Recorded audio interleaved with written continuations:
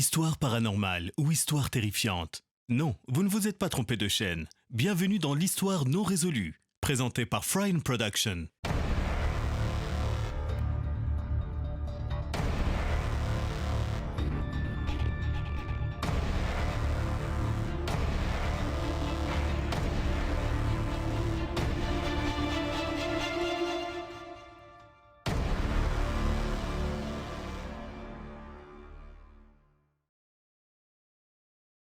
Un revenant dans mon grenier. L'homme avait la peau pâle et décomposée. On pouvait voir des lambeaux déchirés, des morceaux d'os transparaissaient. J'ai longtemps hésité avant de parler de ce qui m'est arrivé en 2008, alors que je n'avais que 6 ans. Cet événement ne m'a pas traumatisé. J'étais trop jeune pour m'en rendre compte, mais cela a détruit ma famille de l'intérieur. Je me rends compte maintenant, j'aurais simplement dû être terrifié. J'étais en CM1 depuis peu. C'était le mois de novembre, il faisait froid et j'étais chez moi. Je me rappelle très bien de ce moment, j'étais sur le canapé, devant ma télé, dans mon appartement, au rez-de-jardin. Le salon était grand.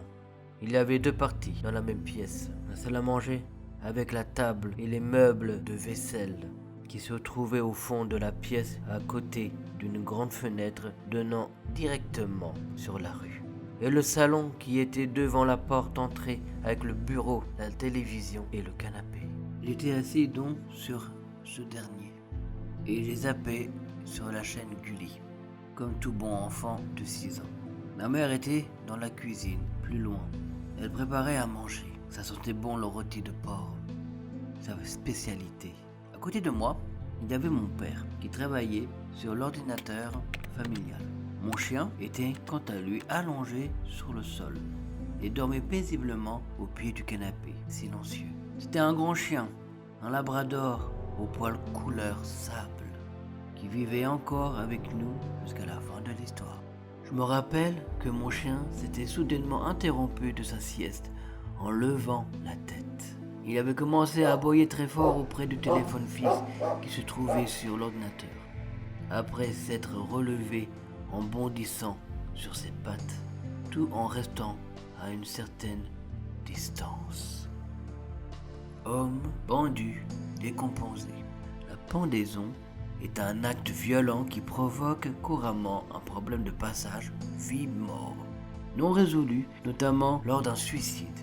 Il en découle souvent les phénomènes post-énergétiques qui se traduisent par les présences striturées de l'âme d'un défunt sur les lieux de l'événement. Cadavre en décomposition. Moi, bon enfant que j'étais, je me suis bouché les oreilles car je n'arrivais plus à écouter mon dessin animé. Mon père, lui, s'est levé de la chaise où il a travaillé avant d'hurler à mon chien de se taire. Ce dernier commença à grogner en jappant. Toujours concentré sur le téléphone, il semblait méfiant, pétrifié, mais furieux en même temps. Mon père l'avait finalement attrapé par le collier avant de le traîner jusqu'au jardin qui était accessible depuis la porte-fenêtre de la cuisine.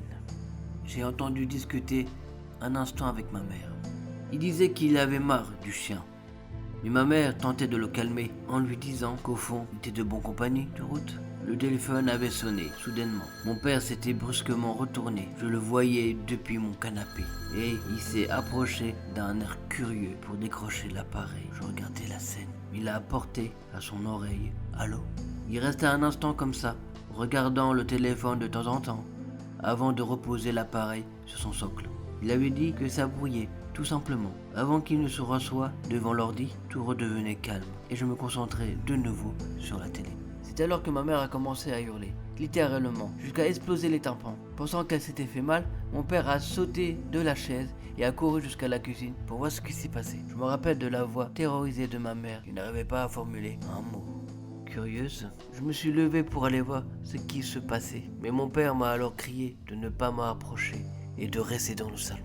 Lui aussi semblait avoir peur. C'était très surprenant, étant donné qu'il n'est pas le genre d'homme à craindre les couloirs sombres ou les grosses bêtes. Ma nature de petite fille m'a dit de continuer mon chemin jusque dans la cuisine. C'est là que je le vis, le vieux monsieur. C'était un homme au teint morbide, croyez-moi ou non. Mais ma mère m'avait assuré plus tard qu'il était apparu comme ça dans son dos, sans qu'elle me voie. L'homme avait la peau pâle et décomposée. On pouvait voir des lambeaux déchirés, des morceaux d'os qui transparaissaient et les vers qui fourmillaient dans ses orbites vides. Il avait une corde au cou attachée au lampadaire du plafond, juste devant le four où ma mère devait se tenir. Je ne me rendais pas compte à l'époque, oui, mais c'était une version d'horreur. Mon père a alors attrapé nos deux mains et il nous a fait sortir par le jardin qui donnait directement sur le garage ouvert. On a couru dehors en criant pour alerter les voisins. Mais ma mère, elle était toujours chamboulée et n'arrivait plus à parler. Rapidement, les voisins d'en haut sont arrivés et sont rentrés à l'intérieur de l'appartement avec mon père, pendant que moi et ma mère restons à l'intérieur. Mais le corps n'était plus là. Nous sommes allés voir un psychologue en famille, mais il a jugé que nous étions tous Saint-Esprit. Ce doit être une hallucination due au gaz polluant ou de la nourriture gâtée, a-t-il conclu. Mais les phénomènes ne se sont pas arrêtés là. La nuit, des bruits de pas pouvaient s'entendre dans toute la maison. Je n'arrivais plus à dormir et j'étais terrifié en voyant des ombres marcher dans les couloirs. Des dessins se créaient sur les murs. Des meubles bougeaient de quelques centimètres, tout seuls. La télé qui se brouillait, s'allumait, faisait la neige en se lamentant par des gémissements lugubres. Mes parents ne voulaient pas déménager. Ils taisaient l'affaire, si bien que les personnes ne sortent plus. Ils m'obligeaient à rester à la maison. Et on arrêtait l'école juste pour cela, me causant des lacunes plus tard dans le travail. Je ne sais pas comment ils ont fait, mais ils savent réussir à faire en sorte que plus personne ne rentre ou ne sort de la maison.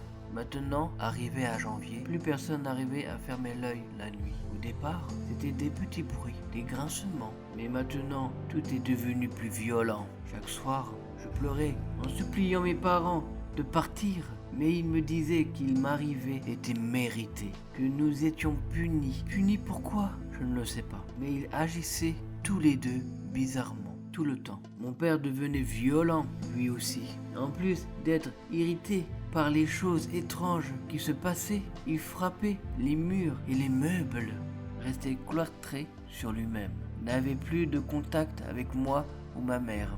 Ce fut qu'au bout de 3 mois que les forces de l'ordre arrivaient devant la porte. Mon père refusait de les laisser entrer. Alors ils ont pris un bélier et détruit la porte d'entrée. En rentrant, ils se sont rendus compte de l'état minable de l'endroit. Tout a été fracassé. Les murs, les objets, la table, la télé, tous les appareils électroniques étaient explosés contre le sol.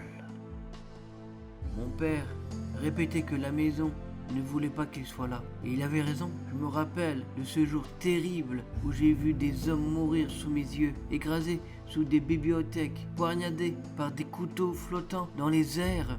Une véritable tuerie surnaturelle. Ma mère m'avait attrapé par la main alors que la porte était encore grande ouverte et nous nous sommes enfuis. Plus tard, l'affaire fut étouffée pour ne pas qu'il y ait de panique générale. Mes parents divorcèrent alors que ma mère sombrait dans la dépression et je fus moi-même placé dans une famille d'accueil. L'immeuble entier fut rasé par la ville elle-même et je n'ai plus de nouvelles de tout cela depuis. Si vous aimez cette histoire, n'oubliez pas de partager, cliquez sur j'aime, mettez des commentaires, cliquez sur la bannière en forme de cloche. À bientôt sur l'Histoire non résolue.